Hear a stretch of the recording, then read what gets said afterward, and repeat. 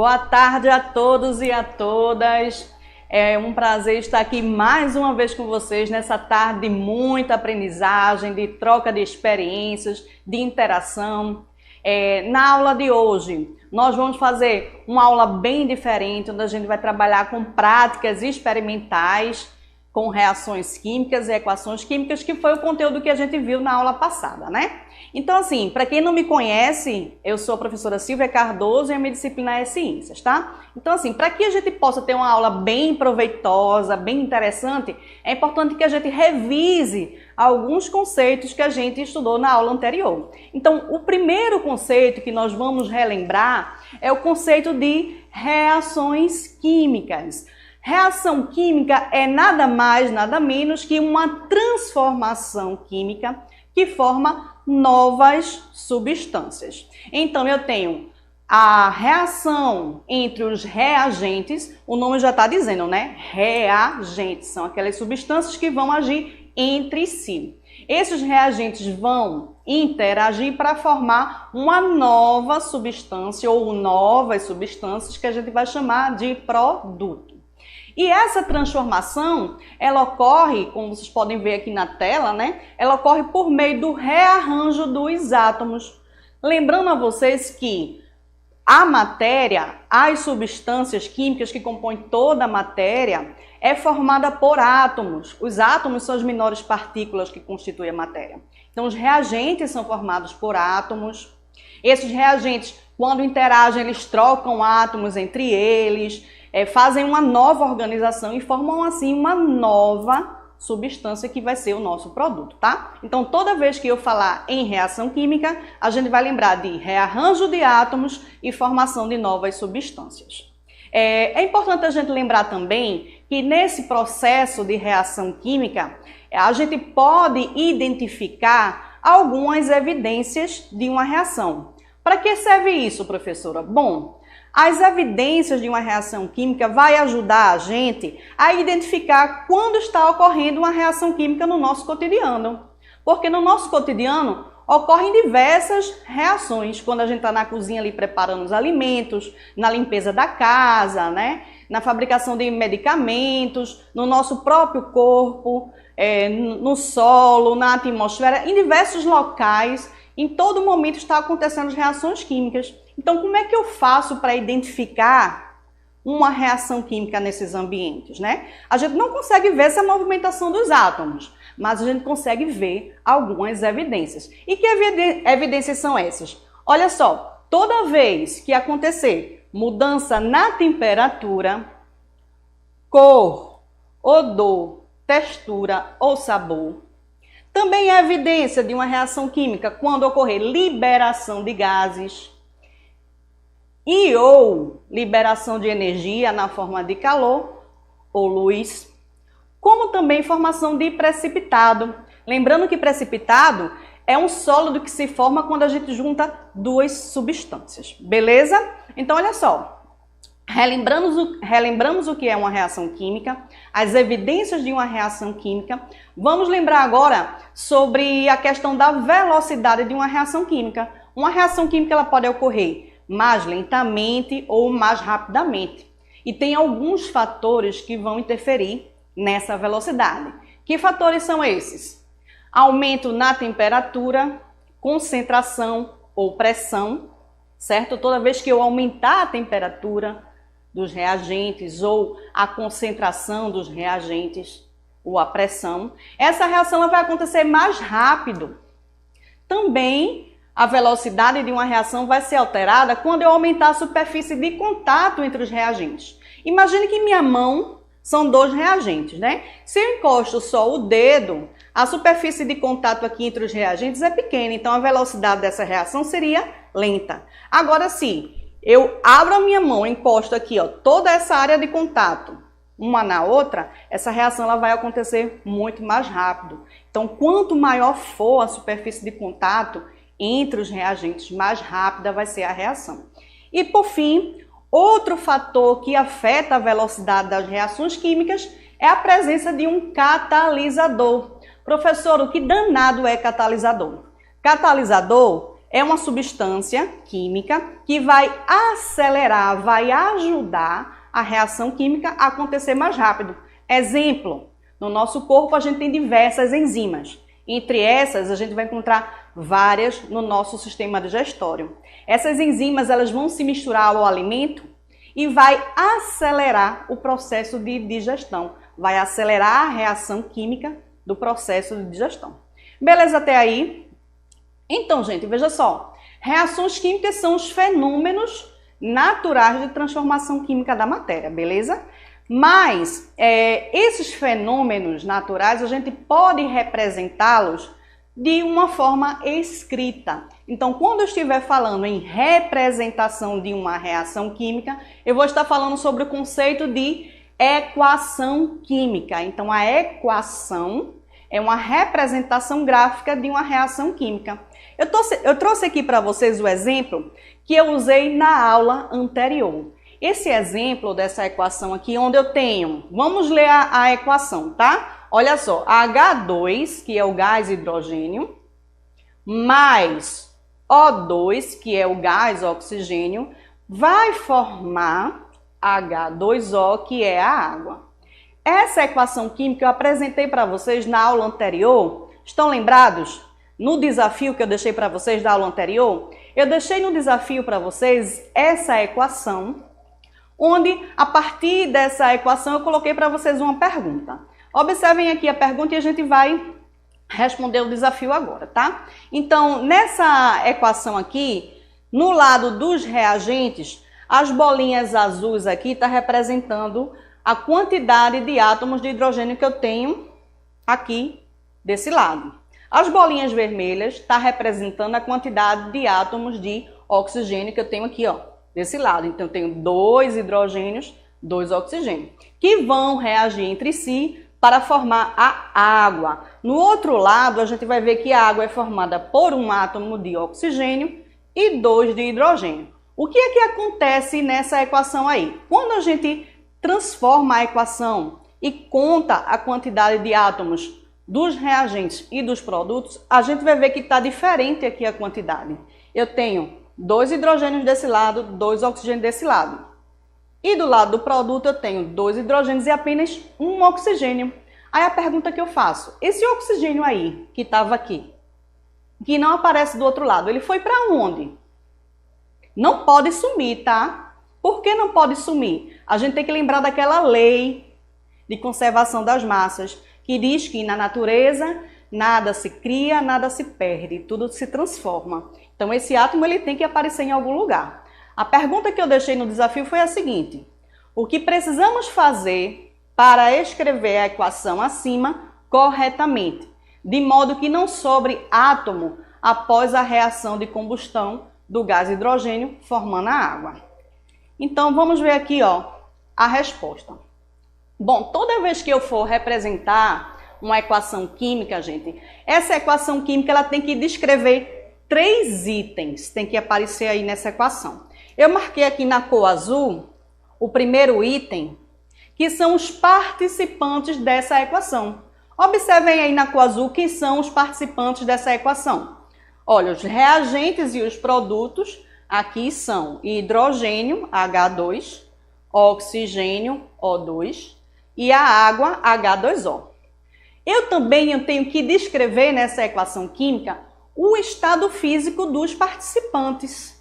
Se está sólido, eu vou representar com a letra S. Se está líquido, vou representar com a letra L. Se está gasoso, eu vou representar com a letra G. Na nossa equação aqui, veja aqui em verde, né? O estado físico dos reagentes é gasoso, tanto o gás hidrogênio como o gás oxigênio. Já a água, ela está no estado líquido. E a terceira coisa que a gente precisa descrever numa equação química para que ela seja escrita de uma forma correta é a quantidade dos participantes. Aqui está a nossa resposta para o desafio da aula anterior. Eu tenho que regular a quantidade de participantes. Quem são esses participantes? É o número de moléculas que participam da equação. Então, na equação anterior, gente, eu vou voltar aqui só para a gente ver, ó. eu tinha aqui um participante de cada um. Quando eu faço a solução da equação, olha só, o que foi que eu fiz? Eu acrescentei o número 2 aqui na frente, tá na cor vermelha, observe aqui. Eu coloquei 2H2. O que quer dizer isso? Como é que a gente vai ler isso aí? 2 moléculas de H2, 2 moléculas de gás hidrogênio, mais uma molécula de gás oxigênio, irá formar 2 moléculas de água, certo? Uma coisa que eu queria observar aqui com vocês é que na frente 1 não aparece, tá? Então, beleza, espero que tenha ficado clara essa questão para vocês. A partir daí eu trouxe para vocês uma simulação para que vocês percebam que a quantidade de átomos ela vai permanecer constante ao longo de toda a reação, né? Então, imagine que eu coloco dentro de um recipiente 2 moléculas de gás hidrogênio, que está aqui em azul, 1, 2, e uma molécula de gás oxigênio. Então, eu tenho 2 moléculas de H2, 2 moléculas de H2 mais uma molécula de O2. O que é que acontece lá dentro? Essas moléculas, as ligações entre os átomos, ela vai se partir, vai se quebrar. E esses átomos eles vão interagir entre si, eles vão formar um rearranjo, se ligando de uma forma diferente. Então, observe aqui no final da equação o que é que acontece. O que estava junto aqui em cima se separou e se ligou com o oxigênio, formando uma molécula de água e outra molécula de água aqui em seguida, tá? Bom, depois que a gente relembrou todos esses conceitos da aula anterior, agora a gente vai para a parte mais legal da nossa aula, que é a parte prática, aquilo que acontece no nosso cotidiano, né? Então, eu trouxe aqui para vocês uma situação, que é o caso de João. O problema da azia de João. Vamos ver qual é o problema dele, tá?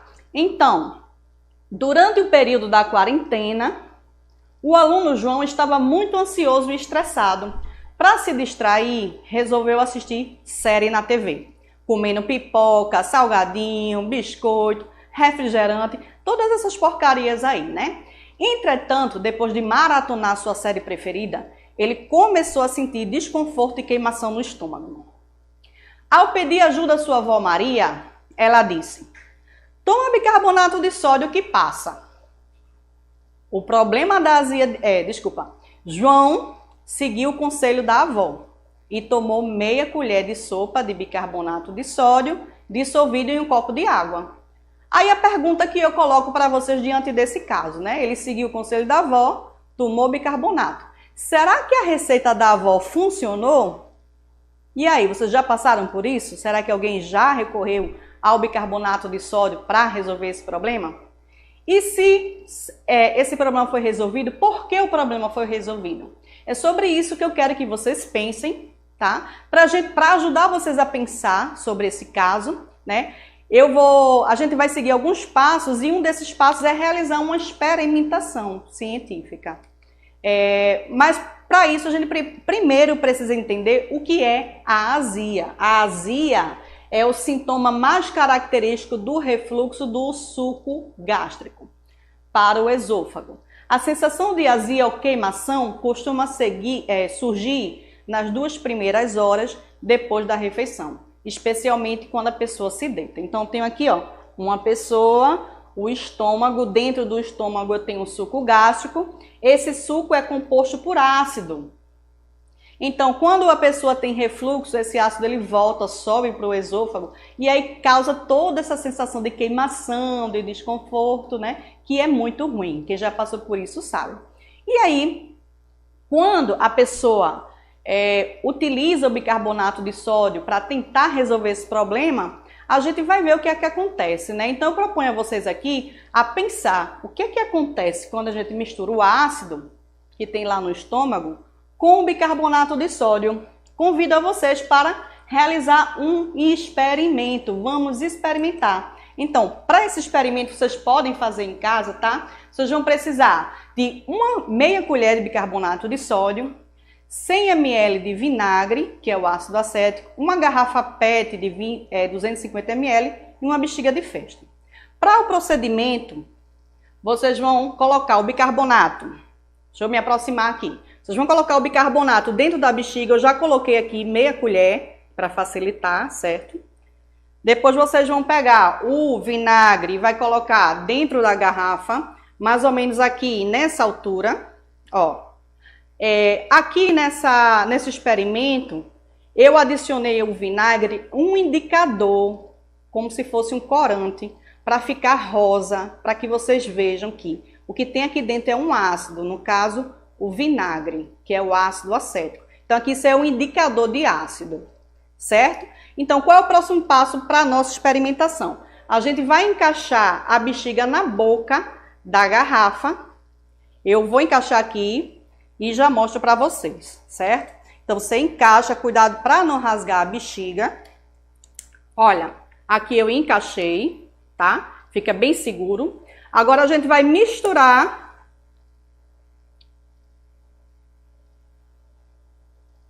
Olha só. Observe o fenômeno que vai acontecendo. Isso aqui é o que acontece dentro do estômago. Quando você toma o bicarbonato de sódio, que o bicarbonato de sódio entra em contato com o ácido que tem no estômago, vai acontecer aqui, isso aqui. E o que é isso que está acontecendo, gente? Vamos observar. Olha só, observe tudo o que está acontecendo, observa a cor que ficou aqui. Ainda está acontecendo o processo. Enquanto vai acontecendo o processo aqui, eu vou adiantar e passar para as perguntas, para a gente refletir sobre o resultado dessa experimentação, tá? Então, eu trago algumas perguntas para a gente refletir sobre o resultado. Vamos avaliar esse resultado. Você observou alguma evidência de reação química? Quais? Ocorreu reação química? Se sim, quais os participantes dessa reação? Então, olha só, vamos lá. Você conseguiu observar alguma evidência? Eu acho que sim, né? Olha só. Aqui, ó. Eu tenho liberação de gás. A bexiga encheu de gás. E ocorreu mudança na cor. O ácido estava com o indicador, que estava mostrando que o ácido estava na cor rosa. Agora ficou transparente. Isso significa dizer que não tem mais ácido aqui dentro. E que substância que está aqui dentro? Tá? Eu trouxe aqui para vocês na resposta do nosso desafio. Tá? Então, aqui, né, voltando para as nossas perguntas, né, a gente consegue observar nesse experimento duas evidências da reação química, a mudança de cor e a liberação de gás. Então, a partir das evidências, eu posso afirmar que ocorreu uma reação química sim. E a pergunta, quais são os participantes dessa reação? A gente sabe quem são os reagentes, né? Vocês sabem, eu adicionei bicarbonato de sódio e o ácido acético, que é o vinagre. Então, isso são os reagentes. E o produto? Qual foi o produto formado? A gente viu que formou um gás, esse gás é o gás carbônico, e ficou um líquido também na garrafa transparente, né? O que contém nesse líquido? Esse líquido contém acetato de sódio, que é um sal, mais água. Então, eu vou pegar todas essas substâncias participantes da reação e vou transcrever para vocês numa reação química, tá? Então, vamos escrever a equação química. Bicarbonato de sódio, que é o NaHCO3, mais H4C2O2, que é o ácido acético, vai reagir entre eles para formar NaH3C2O2, que é o acetato de sódio, mais H2O, que é a água, mais gás carbônico. Observe que na equação eu tenho a representação do estado físico de cada um dos componentes e lá no final eu tenho uma setinha para cima. Vocês lembram que essa setinha? Essa setinha indica a liberação de gás. Outra coisa que a gente precisa analisar nessa equação é se ela está balanceada. A gente vai ver se a quantidade de átomos do lado direito é igual ao lado esquerdo. Então, basta você contar o número de átomos. Então, vamos contar aqui rapidinho, tá? Porque o nosso tempo já está terminando. Aqui eu tenho um átomo de sódio, 5, acompanha a seta vermelha, olha só. 3 átomos de carbono e 5 átomos de oxigênio. A setinha está apontando. A gente está terminando aqui, já vai entrar nas perguntas. Do lado do produto eu tenho também um átomo de sódio, 5 de hidrogênio, 3 de carbono e 5 de oxigênio. Então, está igual dos dois lados. Se está igual dos dois lados, a equação está balanceada, está correta. Então, finalizando aqui, para a gente abrir para as perguntas, tá? A conclusão que a gente tira da solução do problema de João da azia é que o bicarbonato de sódio é eficaz para aliviar os sintomas da azia, porque como antiácido absorvível, o bicarbonato neutraliza rapidamente o ácido estomacal, o HCl, e alivia os sintomas do refluxo. Então vai ocorrer a reação química que vocês estão vendo aí na tela. Vocês podem printar essa equação química aí, tá? E o bicarbonato ele pode ser usado para aliviar o sintoma, mas não serve para um tratamento longo, né? E João ele deve consultar o médico, beleza, gente? A gente vai agora para as perguntas. Enquanto chegam as perguntas, eu gostaria de dar um aviso para vocês aqui, olha, para acessar o ambiente virtual do EducaPE, tá? Já eu falo sobre isso para vocês, né? Vamos começar aqui sobre as perguntas. Opa, tudo bem? Beleza.